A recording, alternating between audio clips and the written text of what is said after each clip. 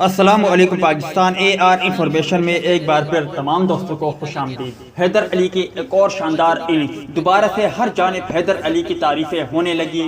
آج کے زیر نظر ویڈیو میں آپ بھائیوں کو اسی بارے میں بتائیں گے، مگر مزید تفصیلات کی طرف بڑھنے سے پہلے اس ویڈیو کو لائک کریں اور کمنٹ سیکشن میں آپ بھائی مجھے اتنا ضرور بتا دیں کہ کیا بابر اعظم کی طرح حیدر علی بھی مکمل طور پر دنیا کرکٹ پر داغ بٹا پائیں گے یا نہیں۔ اس حوالے سے کمنٹ سیکشن آپ کے کمنٹس کا منتظر رہے گا۔ نیشنل ٹی20 کپ کے 27ویں میچ میں دفاعی چیمپئن ناردرن نے حیدر علی کے 86 رنز کی بدولت بلوچستان کو 39 رن سے ہرا دیا۔ ایونٹ میں 7ویں کامیابی کے ساتھ ناردرن نے 14 پوائنٹ حاصل کر کے پوائنٹ ٹیبل پر اپنی پہلی پوزیشن مزید مستحکم کر لی ہے۔ پنڈے کرکٹ اسٹیڈیم راولپنڈی میں کھیلے گئے میچ میں 200 رنز کے ہدف کے تعاقب میں بلوچستان کی ٹیم مقررہ 20 اوورز میں 8 وکٹوں کے نقصان پر 160 رنز ہی بنا سکی۔ امام الحق 35 اور اویس ضیاء 34 رن بنا کر نمایاں رہے۔ دونوں بلے بازوں نے ٹیم کو 69 رنز کا اہم آغاز فراہم کیا، تاہم دونوں کھلاڑیوں کے پویلین واپس لوٹتے ہی بلوچستان کا مڈل آرڈر مکمل طور پر فلاپ ہو گیا۔ حارث سہیل 28، بسم اللہ خان 0، عبد الواحد 12، اماد بٹ 8، اکبر الرحمان 15 اور خرم شہزاد 4 رن بنا کر